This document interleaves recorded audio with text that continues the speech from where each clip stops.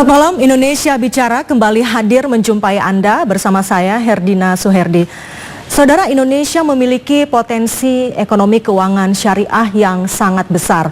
Dan saat ini di tengah upaya yang terus dilakukan Indonesia untuk bangkit kembali dari hantaman pandemi COVID-19, pemerintah Indonesia mendorong kembali perekonomian Indonesia yang tengah lesu, diantaranya dengan meningkatkan pertumbuhan ekonomi keuangan syariah. Bagaimana sebetulnya strategi pemerintah Indonesia dan apa yang diharapkan? Untuk menjawab hal itu, telah berkenan hadir secara virtual atau secara daring Wakil Presiden Republik Indonesia Bapak Kiai Haji Ma'ruf Amin. Assalamualaikum warahmatullahi wabarakatuh. Selamat malam Pak Wapres.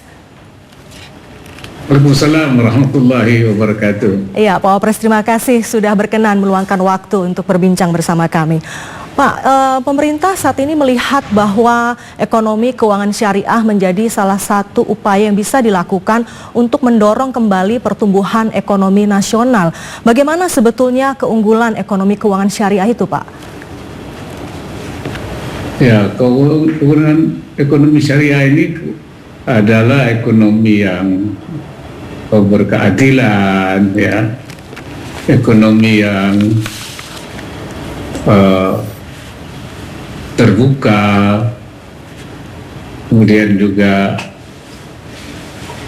tidak ada kezaliman, kemudian juga sangat berpengaruh pada upaya pemberdayaan ekonomi masyarakat.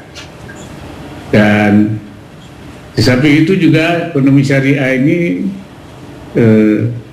memiliki ketangguhan, ya, di dalam rangka menghadapi badai-badai yang dihadapi seperti pandemi ini, ya. Itu tidak bisa kita lihat bahwasanya pertumbuhan keuangan syariah itu di atas rata-rata pertumbuhan keuangan konvensional. Belum lagi kemudian juga ada sektor-sektor lain yang sangat memberikan penguatan terhadap ekonomi, misalnya adanya dana sosial masyarakat seperti zakat, wakaf.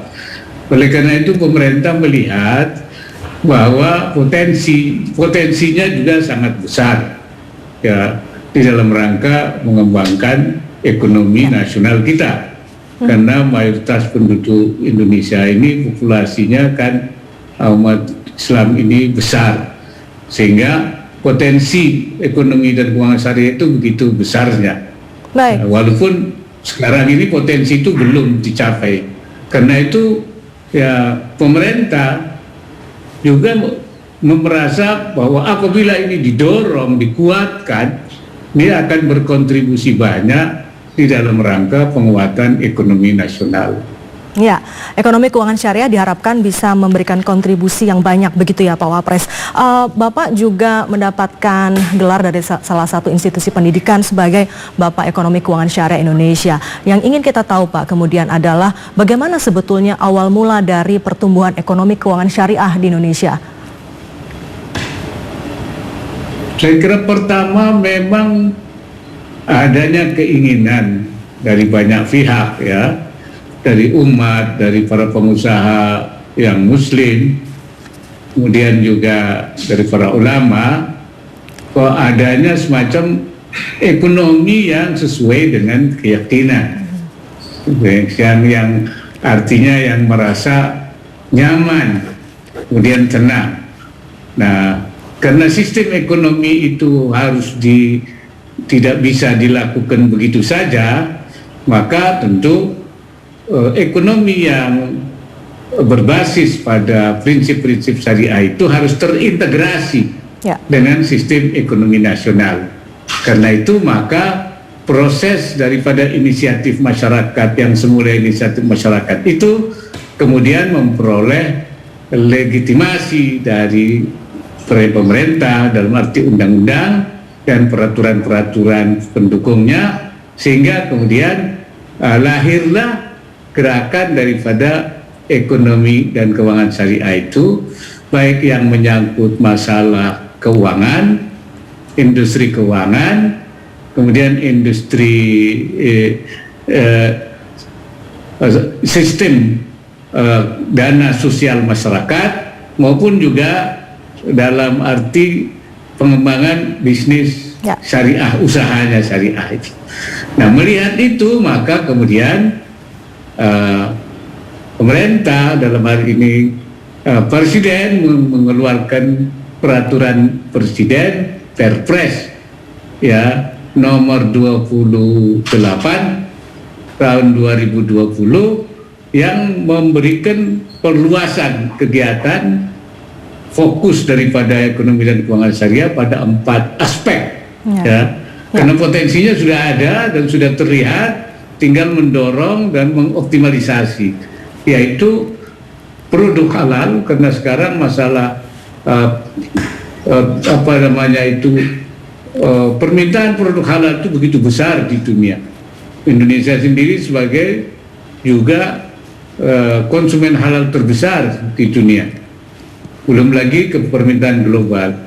Yang kedua adalah industri keuangannya, perbankan, industri non bank seperti asuransi, kemudian pasar modal.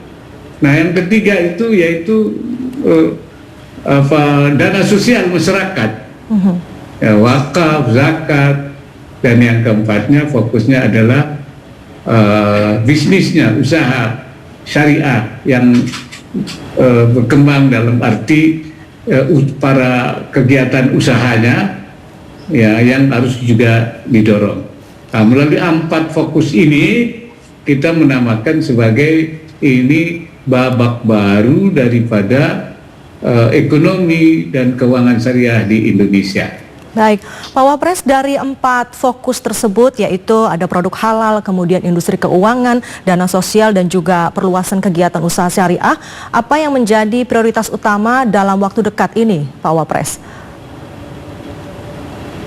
Kalau semuanya sebenarnya prioritas, karena semuanya ini memang selama ini kan pada keuangan. Happy-nya pada keuangan syariah, perbankan, asuransi, pasar modal. Nah, sekarang ini justru sektor-sektor seperti halal, ini kan sekarang ini produsen halal terbesar di dunia itu justru Brazil. Ya, dia menangkap peluang itu begitu hebat. Kemudian Australia, padahal potensi kita itu sangat besar. Oleh karena itu maka industri halal ini harus kita kembangkan baik untuk memenuhi kebutuhan dalam negeri maupun juga tuntutan global.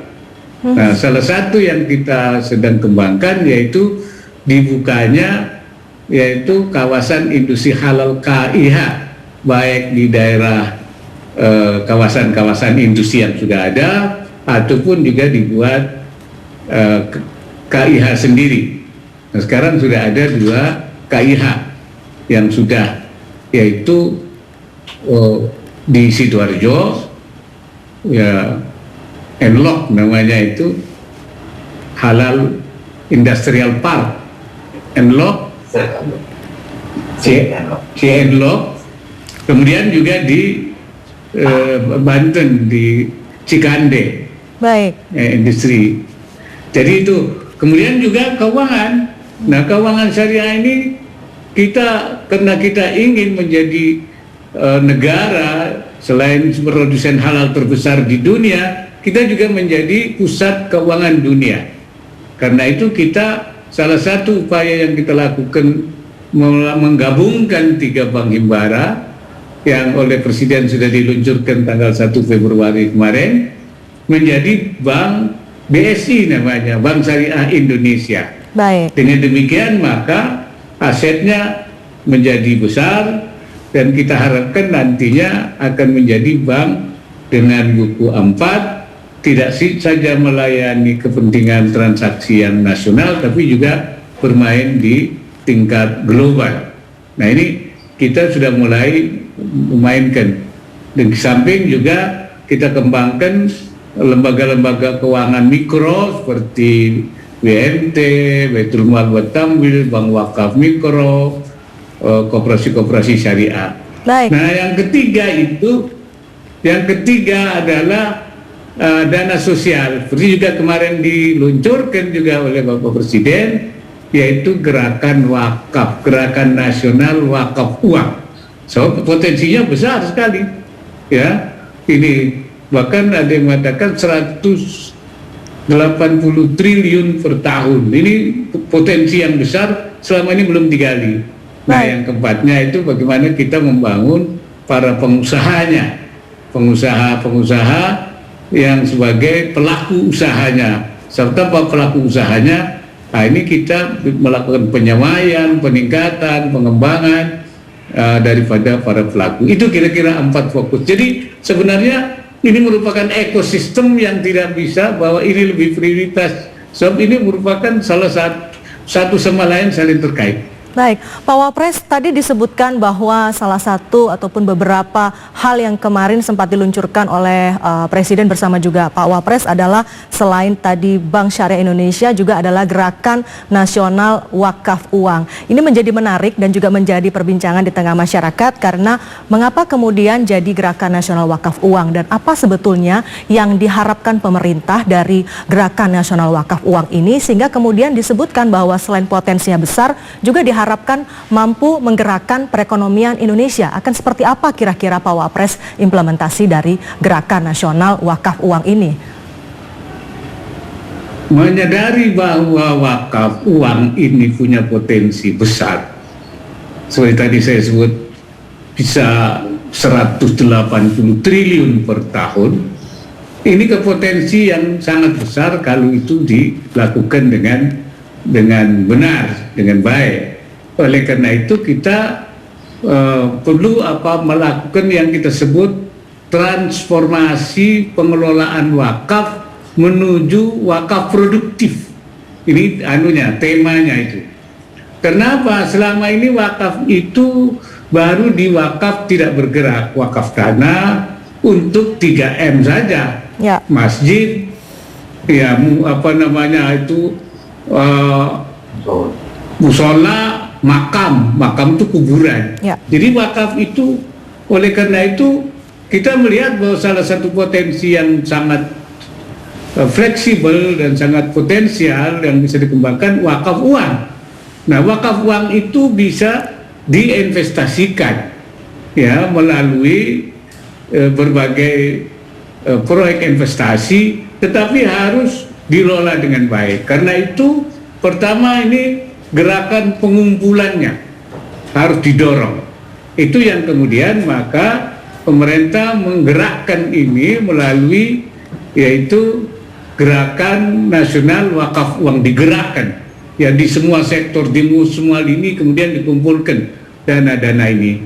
Tapi bukan untuk pemerintah. Pemerintah itu hanya memfasilitasi ya, dilola dari umat, dari masyarakat untuk masyarakat. Tapi dilola secara lebih profesional dan disalurkan melalui lembaga wakaf di bawah pengawasan Badan Wakaf Indonesia melalui kanal-kanal yang bisa dipertanggungjawabkan seperti Bank Syariah ya. Termasuk BSI ini akan menjadi kanal besarnya yang akan kemudian ketika itu diinvestasi juga harus ada MI-nya, manajer investasinya. Nah, ini yang kita sebut bagaimana melakukan transformasi wakaf itu. Dan kalau nanti sudah diinvestasikan, hasilnya dikembalikan kepada masyarakat sesuai dengan permintaan pemberi wakaf. Wakifnya itu waktu mewakafkan mencatat untuk apa? Ya. Untuk lembaga mana? Untuk kegiatan apa? Pendidikan, sosial, misalnya itu untuk membangun ekonomi kecil, semua nanti dipetakan sesuai dengan permintaan itu. Nah, yang kita lakukan adalah gerakan ini, pengumpulannya, kemudian pengelolaannya, kemudian pengawasannya, kemudian juga nanti dilakukan juga kelembagaannya, kelembagaan yang mengelola ini.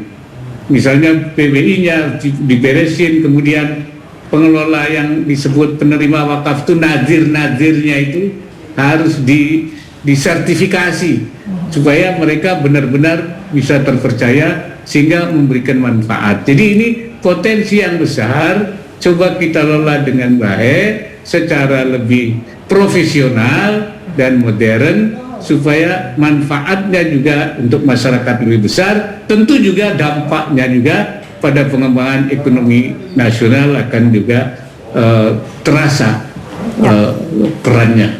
Saya kira Baik. Pak Wapres, salah satu tantangan yang dihadapi Indonesia untuk meningkatkan ekonomi keuangan syariah adalah literasi, karena mungkin tidak banyak dari masyarakat yang memahami dan meyakini juga memiliki pengetahuan mengenai ekonomi keuangan syariah.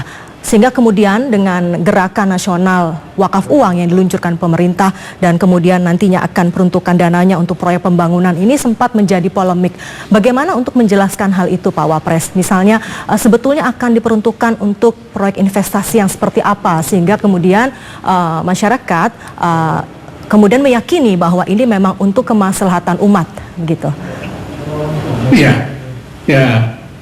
Karena itu ini memang saya kira benar sekali apa yang dikatakan oleh Mbak itu, memang ada juga mispersepsi, ya, ada yang memang karena kesalahpahaman yang kecurigaan bisa juga disalahpahamkan oleh kelompok tertentu. Karena itu kita menganggap ini penting, terutama soal literasi dan sosialisasi. Kami melakukan upaya-upaya koordinasi, paling tidak ada sekian lembaga, yaitu Komite Nasional Keuangan Syariah, kemudian ada Masyarakat Ekonomi Syariah MES yang sekarang ketuanya Pak Erick Thohir, kemudian ada IAEI, Ikatan Ahli Ekonomi Islam yang sekarang ketuanya Bu Sri Mulyani, kemudian ada dari Dewan Syariah Nasional Majelis Ulama Indonesia yang memiliki otoritas fatwanya. Ini kita bekerja sama, berkolaborasi untuk melakukan literasi dan sosialisasi, menjelaskan, juga didukung oleh Kementerian Keuangan dan juga Kementerian Agama. Ini secara bersama-sama melakukan sosialisasi. Nah, kolaborasi ini kita harapkan nanti bisa memperjelas bahwa memang tidak ada kepentingan pemerintah untuk mengambil, memanfaatkan uang wakaf itu. Hanya pemerintah tentu memberikan kesempatan kepada dana wakaf itu untuk diinvestasikan di proyek-proyek yang dibangun oleh pemerintah, yaitu melalui misalnya instrumen sukuk. Sukuk itu surat berharga syariah negara yang sangat diminati baik di dalam di luar negeri, bahkan juga ada yang sukuk retail yang kecil, yang besar, yang juga dalam mata uang asing, dan ini sangat diminati. Nah, kalau dana wakaf itu nanti, dana wakaf itu harus utuh, aman dan menguntungkan, maka tentu diberi channel, diberi peluang untuk bisa juga berinvestasi di situ dengan jaminan dia menguntungkan dan aman. Nah, ini karena itu ini bagian, tapi tidak harus di situ, kemana saja, dengan syarat tentu harus aman dan menguntungkan supaya ini memberi kemaslahatan kepada masyarakat. Itu akan terus dijelaskan melalui yaitu lembaga-lembaga yang kita koordinasikan, yang memang bagian-bagian daripada kegiatan pemerintah maupun masyarakat secara terintegrasi di dalam rangka memberikan pemahaman kepada masyarakat. Baik, Pak Wapres, Bapak juga sebagai Ketua Harian Komite Nasional Ekonomi Keuangan Syariah Indonesia, bagaimanakah Pak sebetulnya kalau tadi kita melihat potensinya yang disebutkan juga oleh Presiden Joko Widodo ketika itu, potensi dana wakaf Indonesia ini bisa mencapai 180 triliun rupiah. Tapi sebetulnya pertumbuhannya mungkin belum mencapai seperti potensi yang sudah dipetakan itu. Bagaimana Pak sebetulnya pertumbuhannya saat ini? Karena ada yang menyebut sebetulnya juga masih belum terlalu banyak. Justru itu wakaf ini potensi sangat besar, tapi realisasinya sangat kecil. Ya, belum 1%.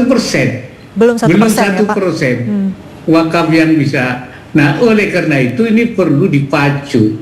Atau mungkin juga sudah ada wakaf-wakaf ini, tapi seperti tadi itu masih pada yaitu pemanfaatan yang pada 3M tadi itu sangat masih sebatas belum memberikan sangat terbatas.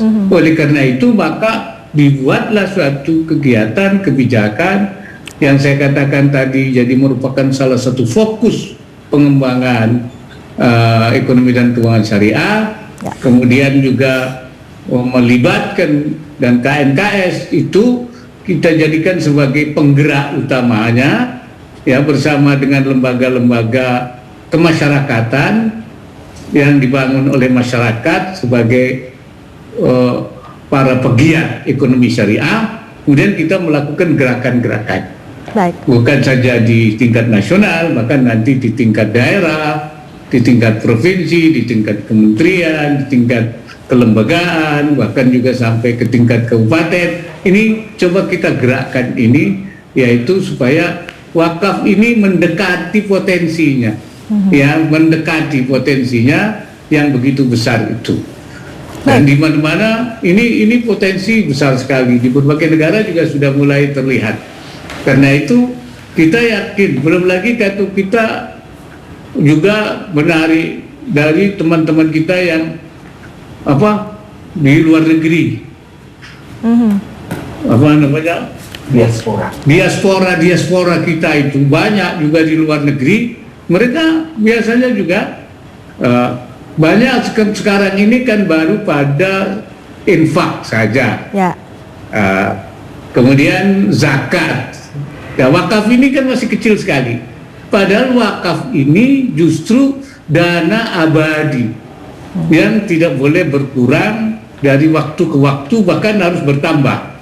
Nah, jadi kalau dana abadi ini kita bisa kelola dengan baik, maka dana ini akan menjadi dari hari ke hari semakin besar. Dan dia merupakan dana abadi yang selama ini didambakan oleh umat untuk bisa bagaimana umat ini membiayai sendiri dengan kemampuannya sendiri. Dan untuk itulah pemerintah memfasilitasi dan mendorong supaya itu bisa terwujud. Baik, Pak Wapres, tadi selain kemudian dengan pengumpulan dana melalui gerakan nasional wakaf uang yang mungkin nanti akan peruntukannya adalah untuk pembangunan proyek investasi sosial maupun juga proyek investasi pemerintah, ada juga yang menjadi perhatian masyarakat adalah UMKM. UMKM kita saat ini juga terbilang kalau bicara mengenai keuangan syariah skalanya masih cukup kecil, Pak. Bagaimana caranya atau bagaimana upaya pemerintah untuk mendorong agar lembaga keuangan syariah yang tadi disebutkan juga oleh Pak Wapres mampu mendorong kebangkitan ekonomi mikro dan UMKM ini? Ya, seperti tadi saya katakan bahwa untuk mendorong ini kan pemerintah sudah bentuk di bawah itu bank wakaf mikro kecil, ya. Di mana-mana dibentuk bank wakaf mikro itu juga fasilitas pemerintah. Dan ada usaha-usaha masyarakat seperti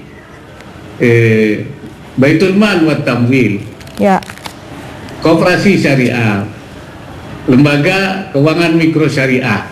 Nah, juga pemerintah menyediakan juga bantuan-bantuan, yaitu seperti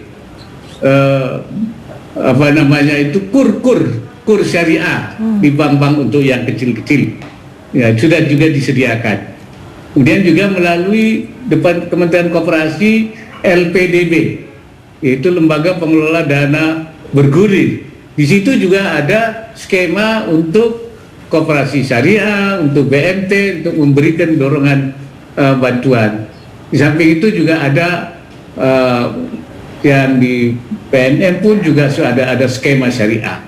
Nah, selain itu seperti tadi saya katakan bahwa pemerintah juga menyatukan 3 bank himbara, yaitu sekarang jadi BSI yang dulu Mandiri, BNI dan BRI. Nah, Bank Syariah Mandiri ini sesuai dengan pesan Presiden, selain juga melayani korporasi baik yang nasional maupun global, tapi juga harus melayani yaitu usaha-usaha kecil UMKM. Tapi bukan hanya melayani, malah pesan yang harus ditangkap oleh Bank Syariah Mandiri, Bank Syariah Indonesia ini bukan hanya melayani tetapi membesarkan, mengembangkan dari usaha-usaha yang kecil itu supaya meningkat. Jadi BSI berperan sebagai pembina, selain memberikan pembiayaan, tapi juga melakukan pembinaan supaya dia naik kelas. Kalau istilah saya, jangan jadi UMKM kita itu menjadi pengusaha yang stunting, ya terkena stunting, ya kerdil, tidak naik kelas. Ini sudah bagian yang menjadi pesan penting daripada Bank Syariah Mandiri, Bank Syariah Indonesia sekarang, dan juga lembaga-lembaga keuangan yang lain.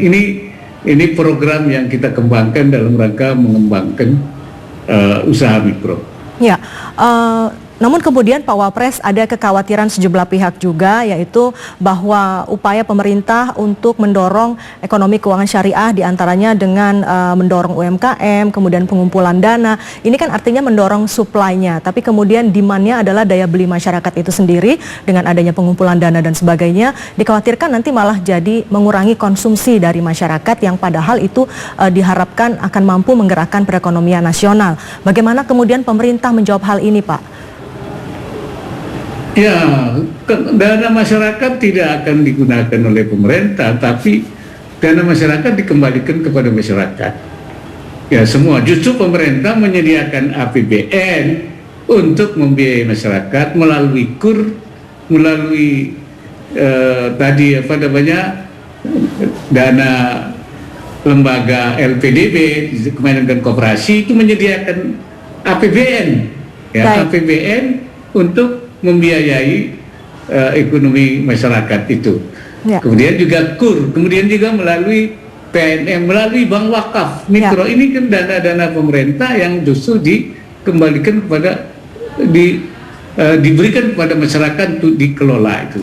Ya. Nah, wakaf ini memang dana masyarakat supaya dia itu terjamin, maka itu harus diawasi pengelolaannya supaya nanti ketika diinvestasi itu tidak menjadi hilang dan kemudian tidak terjaga keutuhannya.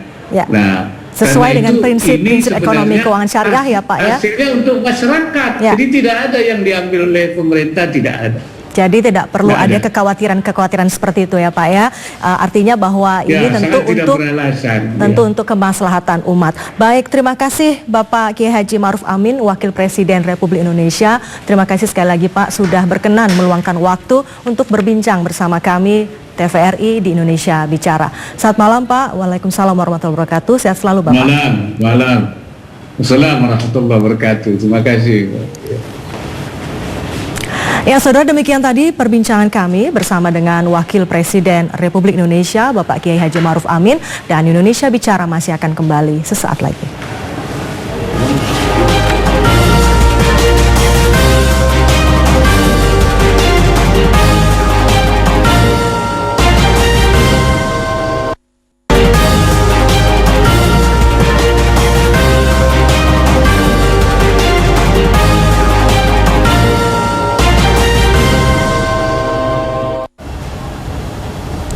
Terima kasih Anda kembali bersama kami dalam Indonesia Bicara. Kami masih membahas mengenai ekonomi keuangan syariah, dan kali ini saya telah terhubung bersama dengan dua orang narasumber lainnya, yaitu adalah Guru Besar Ekonomi Syariah Universitas Erlangga, ada Profesor Dr. Raditya Sukmana, dan juga Ekonom Syariah IPB, ada Dr. Irfan Syauqi Bek.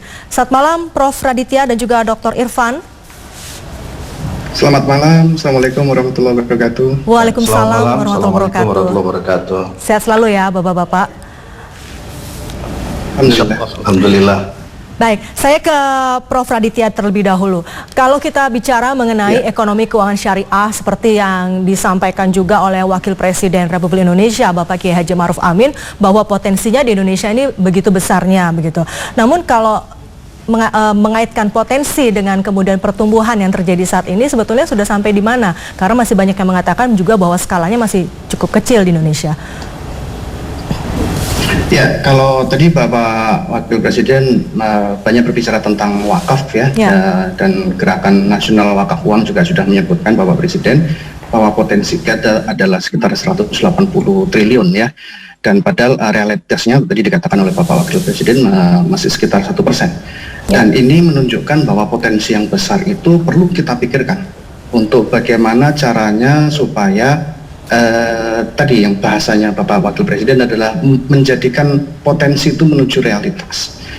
Oleh karena itu penting bagi kita semua, jadi ini bukan tanggung jawab Badan Wakaf Indonesia saja, tetapi tanggung jawab semuanya, termasuk masyarakat umum, paling tidak adalah berperan sebagai wakif. Wakif yaitu orang yang memberikan wakaf, supaya pada dana akumulasi wakaf uang ini bisa bertambah banyak. Pada saat yang sama, Nazir juga mengupgrade diri untuk bisa mempunyai kapabilitas ya dalam pengelolaan uang. Karena pengelolaan uang ini kita tahu mirip-mirip seperti perbankan, yaitu financial intermediaries, di mana uang itu harus dikelola secara baik ya, supaya menghasilkan return, supaya menghasilkan profit yang cukup besar ya. Dan perlu diingat bahwa profit yang cukup besar itu perlu dilakukan karena apa? Karena nanti profitnya akan didistribusikan kepada mauquf alaih atau orang-orang yang penerima ya, bisa fakir miskin, bisa masyarakat yang kurang mampu, dan yang sedang sakit, yang butuh beasiswa dan sebagainya. Oleh karena itu saya setuju bahwa dalam pengelolaan wakaf itu harus yang profesional dan juga diawasi agar sesuai dengan nilai-nilai syariah, dan juga agar profesional para nazir meningkatkan kapabilitas itu. Dan juga kita dari sisi saya sebagai dosen ya, kolega saya Pak Irfan juga dosen, kita bisa mengintegrasikan sebetulnya, yaitu bagaimana di prodi ekonomi syariah ya, mahasiswa yang begitu banyaknya, dan juga ada prodi ekonomi syariah, prodi manajemen zakat wakaf dan sebagainya, untuk bisa mengintegrasikan ya dengan konsep yang sekarang ini sedang digaungkan oleh Bapak Menteri Pendidikan, yaitu Merdeka Belajar. Bagaimana mahasiswa diberikan kesempatan untuk bisa menimba ilmu di nazir-nazir atau pengelola wakaf, untuk bisa membantu ya pekerjaan sekaligus menimba ilmu, dan di situ akan terjadi lesson learn ya, pelajaran yang cukup baik, sehingga pada akhirnya mahasiswa ketika kemudian mereka sudah lulus, mereka siap untuk bekerja di lembaga wakaf. Sehingga gap antara teori dan praktek itu menjadi lebih tipis, sehingga mahasiswa itu bisa langsung terserap oleh dunia kerja. Baik, saya ke Pak Irfan. Pak Irfan, bagi masyarakat Indonesia yang mayoritasnya adalah Muslim dan bahkan penduduk Muslim Indonesia itu terbesar di dunia, rasanya infak, sodakoh dan wakaf itu sudah akrab sehari-hari dengan kehidupan masyarakat Indonesia. Tapi barangkali kalau bicara wakaf uang, belum begitu banyak yang memahami hal itu. Apa sebetulnya syaratnya, dan kemudian apa perbedaannya dengan wakaf yang sudah kita ketahui selama ini, seperti misalnya wakaf tanah, wakaf aset dan sebagainya? Iya, jadi kalau kita bicara wakaf, memang secara umum wakaf itu terbagi menjadi dua ya. Yang pertama adalah wakaf aset, ya, dalam hal ini fixed aset seperti tanah, bangunan dan sebagainya. Dan yang kedua adalah wakaf uang. Memang kalau kita berbicara tentang wakaf uang, istilah wakaf uang sendiri itu memang pertama kali difatwakan itu adalah pada abad kedua Hijriah ya, ketika salah seorang bernama Imam Az-Zuhri memfatwakan boleh wakaf uang. Dan ketika kita bicara wakaf uang ini memang kemudian dalam konteks Indonesia, dalam konteks hukum kita ada dua terminologi lagi, yaitu pertama wakaf uang itu sendiri, dan yang kedua adalah wakaf melalui uang. Ya, kalau wakaf melalui uang itu kita mewakafkan uang, kemudian uang itu kita konversi menjadi aset. Misalnya ketika kita ingin membuat bangunan, ya, ketika kita ingin misalnya mengembangkan sekolah, mengembangkan pasar, ya, nah orang berwakaf uangnya itu kemudian dikonversi untuk dibelikan misalnya bahan bangunan atau equipment yang diperlukan. Nah yang kedua itu adalah wakaf uang. Nah wakaf uang inilah yang kemudian diinvestasikan, diputarkan pada instrumen-instrumen ekonomi dan keuangan syariah. Nah, ini yang saya kira perlu untuk kita kembangkan. Memang di antara masalah utama kita adalah literasi ini masih sangat rendah. Jadi kalau kita melihat misalnya survei dari Badan Wakaf Indonesia dan juga Kementerian Agama tahun 2020 lalu, ya, indeks literasi wakaf kita itu masih berada pada kategori yang rendah. Ya, jadi artinya dinamika perwakafan yang ada saat ini, ya, bahkan produk-produk wakaf uang juga sudah semakin sophisticated, ya, seperti cash wakaf link sukuk misalnya yang sangat kompleks, ya.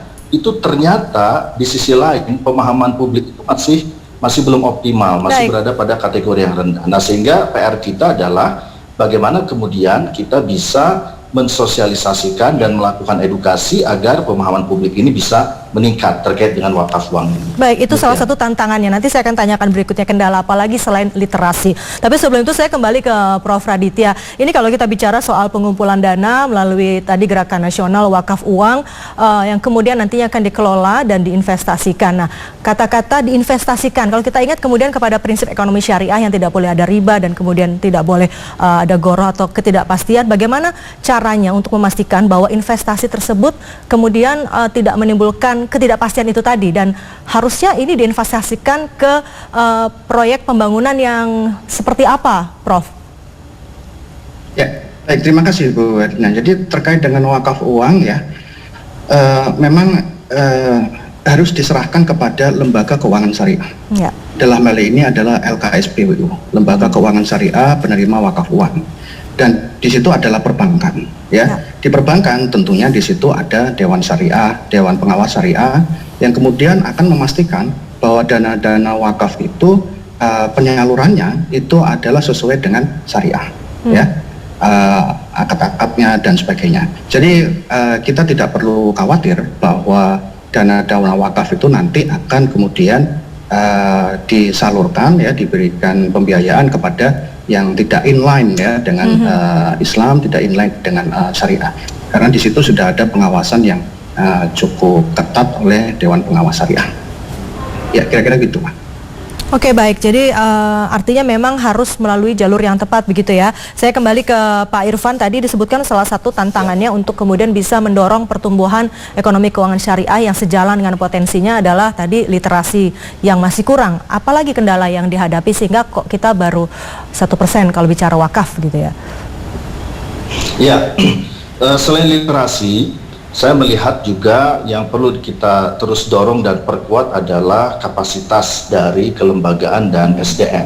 Ya. Karena kunci dari semua ini adalah terletak kepada kemampuan, profesionalitas, kapabilitas dari institusi nazir yang memang mendapatkan mandat untuk mengelola wakaf, dan itu juga sangat bergantung kepada kualifikasi SDM yang dimiliki.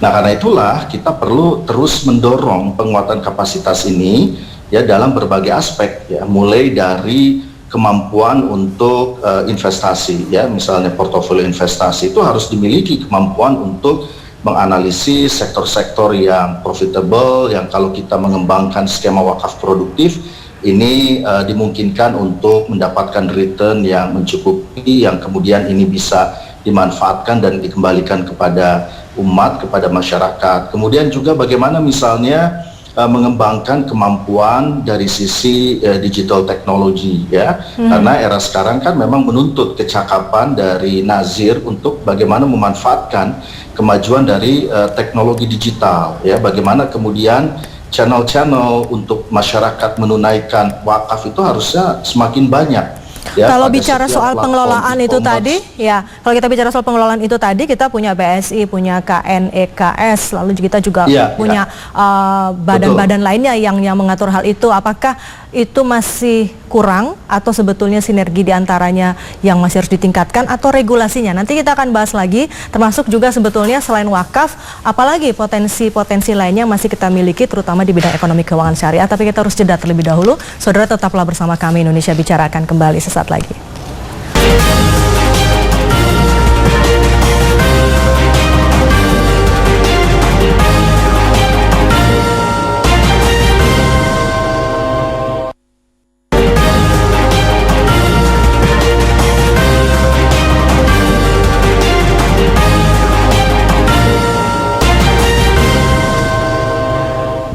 Anda kembali bersama kami dalam Indonesia Bicara dan kita lanjutkan perbincangan mengenai ekonomi keuangan syariah bersama dengan Profesor Dr. Raditya Sukmana dan juga Dr. Irfan Shoki Beg.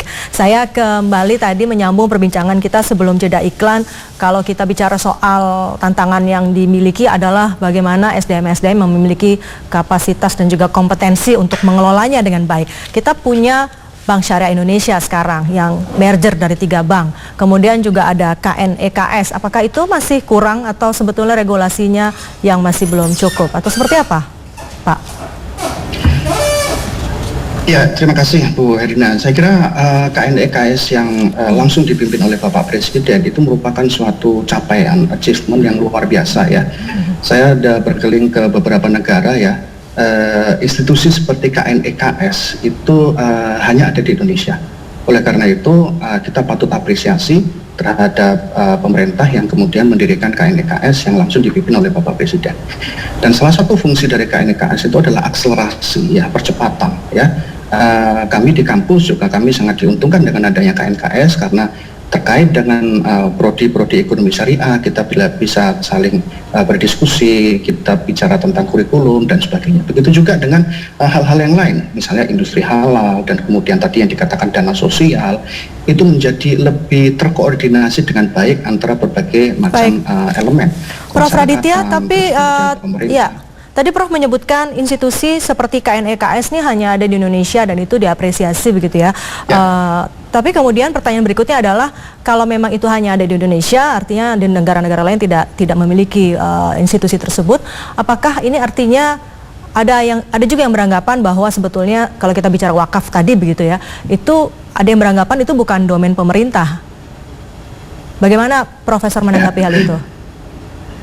Ya, tadi ketika kita mendengarkan Bapak Wapres juga kita sudah dengan jelas beliau mengatakan bahwa wakaf itu tidak akan masuk pada APBN. Ya, wakaf itu dikelola oleh masyarakat. Kemudian, contohnya yang paling jelas adalah Rumah Sakit Mata Ahmad Wardi, yang itu dibiayai dari JWLS, Kes Wakaf Ling Sukuk, ya, di mana dana wakaf dari masyarakat kemudian terkumpul untuk kemudian merenovasi dari tanah wakaf yang di atasnya ada bangunan rumah sakitnya kemudian menjadi berfungsi dan kemudian siapapun bisa mendapatkan pelayanan kesehatan mata di situ terlepas dari background apapun ya, background dari suku apapun kemudian agama apapun boleh mendapatkan perawatan kesehatan mata di sana. Dan ini jelas bahwa ekonomi syariah ini adalah universal untuk siapa saja gitu ya. Dan ini contohnya bahwa hal-hal seperti ini itu bukan kemudian masuk ke APBN, tapi itu adalah dananya rakyat, tapi kemudian rakyat juga bisa menikmati fasilitas kesehatan tersebut, gitu ya. Oke, baik. Dan ini perlu dikembangkan lebih lanjut ya. Ya, sebelum kita membahas soal potensi ekonomi keuangan syariah lainnya, saya ingin masih menyoroti soal wakaf ini tadi. Apakah benar kemudian dengan gerakan nasional wakaf uang ini, pengumpulan dana ini efektif akan mampu menggerakkan perekonomian Indonesia yang saat ini tengah lesu, Pak Irfan? Karena ada juga yang menilai begini, saat ini kan kita didorong untuk melakukan konsumsi rumah tangga. Nah, dengan kita mengumpulkan dana, mewakafkan dana, maka kemudian kita seolah jadi membatasi konsumsi begitu. Itu anggapan yang benar atau bagaimana tanggapan dari Pak Irfan? Ya, justru saya melihat ada indikasi yang sangat menarik ya, dan sekaligus ini mengkonfirmasi bahwa betul bahwa kita ini negara peringkat 1 dari sisi kedermawanan World Giving Index. Misalnya fakta dari sisi zakat ketika di masa pandemi itu mengalami peningkatan 30% secara nasional. Kemudian yang kedua, kita juga bisa melihat platform-platform yang sifatnya social crowdfunding itu juga mengalami peningkatan donasi ya. Artinya apa? Di tengah situasi yang sangat berat ya, di tengah tekanan yang sangat berat, ternyata masyarakat kita, sebagian masyarakat itu mereka menahan sedikit konsumsinya dan mengalihkan konsumsi yang ditahan itu dengan semangat berbagi. Nah, ini yang saya kira menjadi modal sebenarnya untuk kita mendorong penguatan semangat berbagi ini dengan memfasilitasi sebanyak mungkin saluran-saluran yang memungkinkan mereka untuk kemudian menyalurkan semangat berbagi ini, termasuk dalam konteks wakaf uang ini. Ya, jadi saya tetap optimis walaupun misalnya kita dalam kondisi resesi, Tetapi fakta menunjukkan bahwa di tengah resesi ini semangat berbagi masyarakat semakin tinggi. Ada satu survei yang menarik yang dilakukan Pusat Kajian Strategis Basnas, donasi masyarakat 2019-2020 itu naik ya secara akumulatif dari 59 triliun ke 61 triliun, di mana donasi itu memang disalurkannya tidak melalui lembaga, tetapi mereka langsung menyalurkan kepada masyarakat. Artinya apa? Artinya ini mengindikasikan bahwa semangat berbagi itu tetap ada. Nah, tinggal bagaimana kemudian kita membangun ekosistem yang terintegrasi. Nah, ini masalahnya di kita, upaya ke arah sana ini yang perlu untuk terus kita perkuat. Jadi jangan lagi sekarang semua itu bergerak sendiri-sendiri. Nah, ekosistem ini yang harus kita perkuat. Misalnya di satu sisi kita mendorong penguatan industri halal, ya, kemudian kita punya kawasan industri halal, maka yang memfasilitasi financial transaction-nya yaitu adalah bank syariah. Nah, kemudian jangan lupa bahwa di situ mereka didorong juga untuk berbagi, baik berbagi yang wajib dalam bentuk zakat maupun juga berbagi yang sunnah dalam bentuk wakaf. Kita bisa bayangkan ya, kalau potensi zakat yang 233 triliun, potensi wakaf yang 180 triliun ini kemudian bisa kita realisasikan, kita wujudkan, ini kan juga bisa menjadi sumber dana alternatif sebenarnya ya, yang akan memperkuat situasi sosial ekonomi negara kita, di mana people transfer itu menjadi semakin baik, dan kemudian ini mesti dikelola oleh lembaga yang amanah, karena memang kunci dari pengelolaan dana sosial itu kan amanah, dan amanah itu bukan sesuatu yang given, dia harus diperjuangkan. Caranya adalah tadi, dengan meningkatkan kompetensi, profesionalitas, transparansi, akuntabilitas. Nah, itu adalah cara untuk kemudian mendapatkan trust ya, karena basis dari dana sosial ini itu adalah trust, dan kita punya potensi. Nah, karena itulah dalam konsep ekonomi sebenarnya kita bisa menumbuhkan ekonomi melalui semangat berbagi. Ini yang kita sebut dengan growth through equity, bahwa semangat berbagi ini ternyata bisa menjadi sumber yang akan memperkuat perekonomian. Nah, kesadaran ini yang saya kira perlu untuk terus digaungkan. Menumbuhkan ekonomi melalui semangat berbagi ya. Baik, kita akan kembali jeda, Pak Irfan dan juga Prof. Raditya. Tetaplah bersama kami, Saudara. Indonesia Bicara akan kembali usai jeda berikut ini.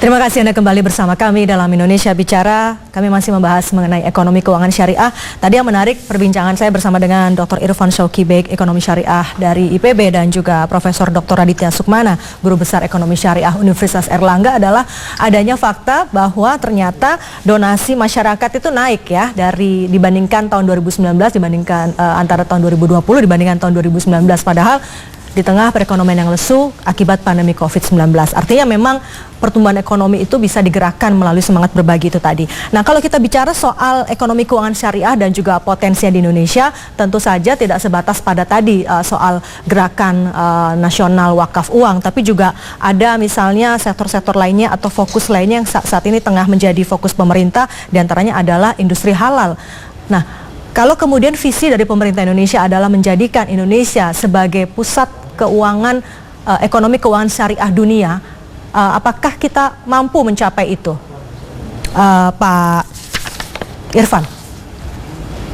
Baik, saya kira insya Allah ya kita mampu selama memang kita bisa menggerakkan komitmen semua stakeholders. Jadi artinya baik pemerintah, masyarakat, kalangan perguruan tinggi, industri, praktisi, itu media, termasuk media, itu kemudian bersama-sama menjadikan ekonomi syariah ini sebagai bagian dari national interest kita, sebagai bagian dari kepentingan nasional kita yang ini harus kita manfaatkan, apalagi melihat ya industri halal misalnya itu perkembangannya luar biasa. Ya, jadi perkembangan industri halal secara global, misalnya di industri makanan halal, di industri yang lainnya itu mengalami peningkatan dengan rata-rata sekitar 5-10%. Nah, jadi pertanyaannya, kuenya ini siapa yang menikmati? Nah, tentu kita berharap Indonesia, selain kita ini adalah negara dari sisi konsumen terbesar, kita harus menjadi produsen utama begitu. Nah, ini hanya akan bisa kita raih ya, kita manfaatkan ketika memang semua komponen secara sadar menjadikan ini bagian dari kepentingan nasional yang harus kita perjuangkan bersama-sama begitu. Ini Ya, yang saya kira menjadi kuncinya. Begitu. Ya, menyadari ataupun kesadaran saja barangkali kan tidak cukup begitu ya. Prof Raditya, saya ke Prof Raditya. Kalau kita bicara soal industri produk halal itu tadi disebutkan Wakil Presiden bahwa ternyata yang menjadi pusatnya saat ini justru di Brazil begitu. Mengapa kita malah tidak bisa menguasai kuenya padahal harusnya kita bisa begitu. Apa yang masih kurang dari kita? Ya, terima kasih Bu Erdina. Saya kira kita perlu koordinasi ya. Kita perlu koordinasi. Coba kita bayangkan bahwa kalau kita bicara tentang di Brazil itu tentang produsen ayam ya, peternakan ayam itu luar biasa ya. Padahal Indonesia ini juga potensinya sangat luar biasa. Lahan-lahan kosong saya kira kita bisa memanfaatkan lahan wakaf yang menganggur itu untuk kemudian kita transformasi menjadi lahan-lahan untuk peternakan. Bisa ayam, bisa sapi, bisa domba, bisa kambing dan sebagainya, dan kita tidak perlu membeli lagi. Ini ada sekitar miliatan hektar ya yang ada di Indonesia itu tanah wakaf yang masih menganggur dan perlu dioptimalkan. Dari situ kita bisa lihat bahwa tadi saya setuju dengan Pak Irfan bahwa Indonesia ini dermawan, wakaf World Index dermawan, buktinya banyak orang yang kemudian berwakaf uang. Tetapi untuk kemudian kita bisa mendukung, bisa mengoptimalkan tanah wakaf uang itu kemudian untuk halal industri ya. Sebagian mungkin digunakan untuk peternakan sehingga kita tidak perlu misalnya mengirimkan ya daging-daging sapi dari satu provinsi ke provinsi lain, tapi cukup bisa kemudian mengaktifkan ya tanah-tanah wakaf yang kosong yang ada dalam setiap provinsi itu untuk peternakan ya, ayam kah atau apapun yang sering dimakan oleh masyarakat Indonesia ini, supaya kemudian kita tidak perlu kemudian transportasi yang mahal itu menjadi beban bagi masyarakat. Ya, kalau ini ada dekat dengan konsumen, ya tentu konsumen akan bisa membeli dengan lebih murah. Lagi pula kalau misalnya kita kerjasamakan ya dengan pentahelix seperti tadi yang kemudian disebutkan oleh Pak Irfan, ada korporasi yang mendukung dengan CSR ya, kemudian ada media yang memblow up bahwa di sini akan ada kawasan industri halal seperti tadi yang dikatakan Bapak Wakil Presiden di Sidoarjo. Kita perlu mungkin membuat yang replikasi sejenis di provinsi-provinsi lain supaya apa? Supaya kita bisa efisien ya, biaya bisa efisien sehingga kemudian masyarakat itu bisa diuntungkan dengan harga yang lebih murah. Dan apa yang disampaikan oleh Wapres tadi ataupun apa yang menjadi harapan pemerintah bahwa ekonomi keuangan syariah bisa menjadi trigger ataupun pemicu bagi penguatan dan juga pemulihan ekonomi nasional di tengah pandemi COVID ini bisa segera direalisasikan. Baik, terima kasih Profesor Dr. Raditya Sukmana, Guru Besar Ekonomi Syariah Universitas Airlangga, dan juga Dr. Irfan Sokibek, Ekonom Syariah IPB. Terima kasih sudah berbincang bersama kami malam hari ini di Indonesia Bicara. Selamat malam dan sehat selalu Bapak-Bapak. Selamat malam Bu Adina. Waalaikumsalam warahmatullahi wabarakatuh. Dan saudara, demikian tadi perbincangan kami dalam Indonesia Bicara malam hari ini. Terima kasih Anda sudah bersama kami. Selamat malam dan sampai jumpa.